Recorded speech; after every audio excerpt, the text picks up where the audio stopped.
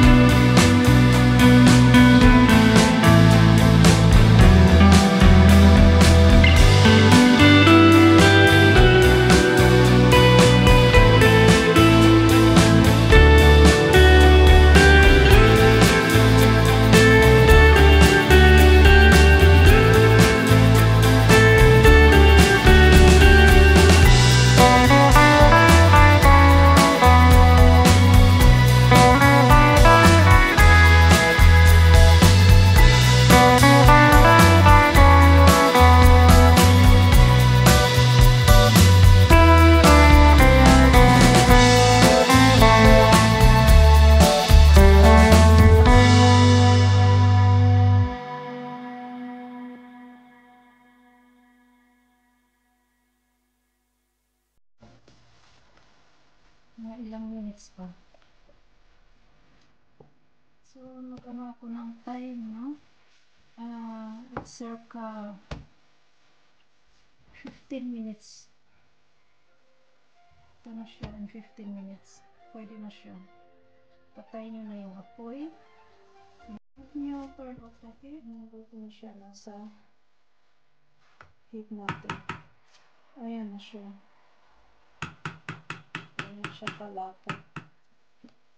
Tatakpan ko siya ng plastic. Kailangan mo ng air na makapasok. Palalamigin lang natin siya. Let it cool.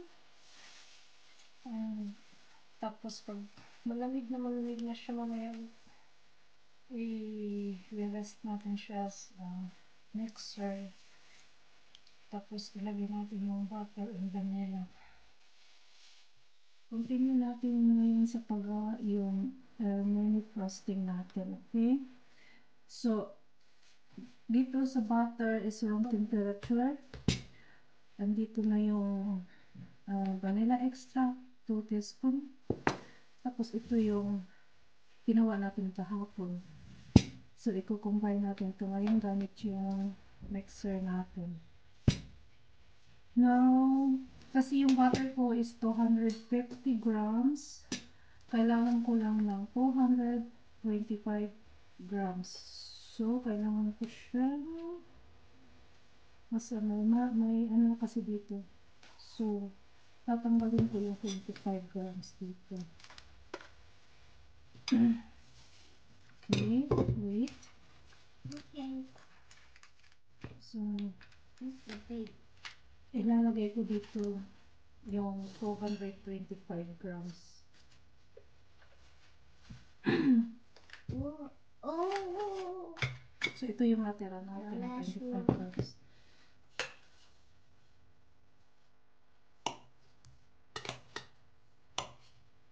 Ooh, you're making Yes, ano lang yung mixer natin na number. Mahina lang siya na number 1. Wow.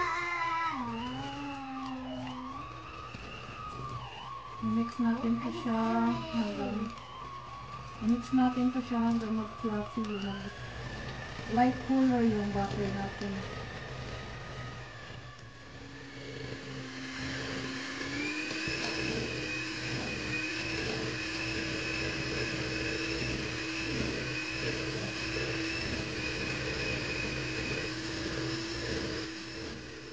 Yung anak mo si Abigail lagi yung ano pag gumagawa ko ng cake.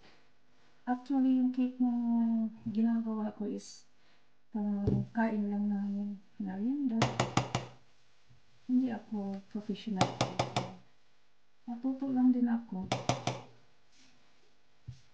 Gawa ng pinapay. Okay.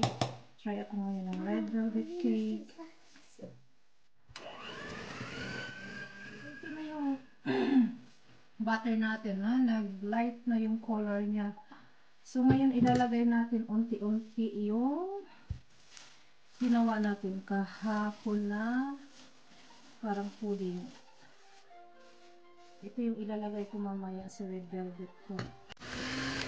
Ilalagay natin siya step by step na kaunti-unti lang. Oh my God, baby. With help of my daughter.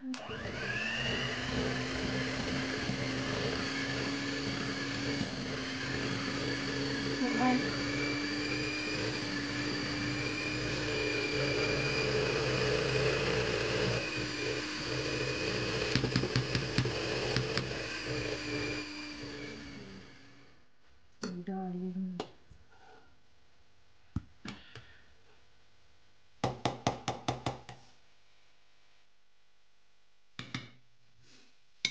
So, mix natin siya ulit hanggang combine siya lahat.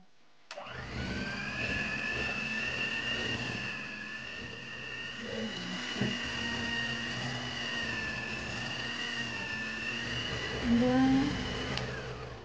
then ilagay natin yung vanilla extract.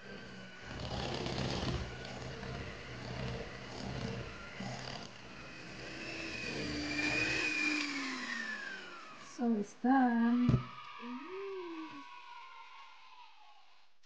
Ito na siya.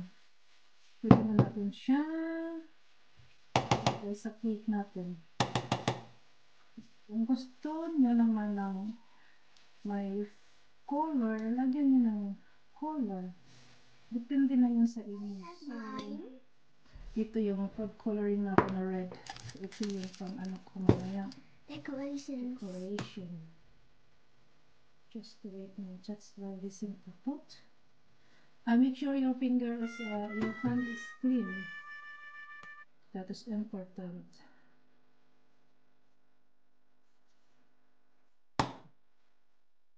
Hindi po ako professional baker. Kaya, hindi ba ako masyadong marunong decoration. But I try my best. Para matuto. Hindi ko kasing mag-bake. Kaso, gusto ko mag-aral dito sa Germany ng baking. Napakamahal. Hindi kaya ng lola niya. Hindi ko afford kaya. Nagka-try na lang ako sa bahay. Nag-homemade na lang ako ng cake. So, ito ano lang. No. Wait, no, last month. For what?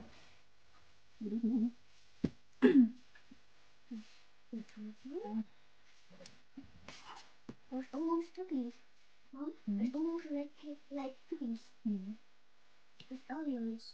Oh, yes. Ooh. So, Cute. Is that cute? hmm.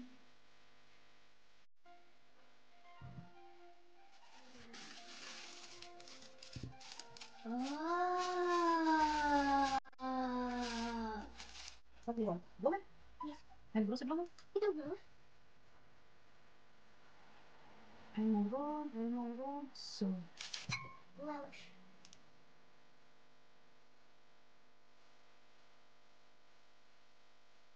Not bad. And Beautiful. stuff. And I can five flowers.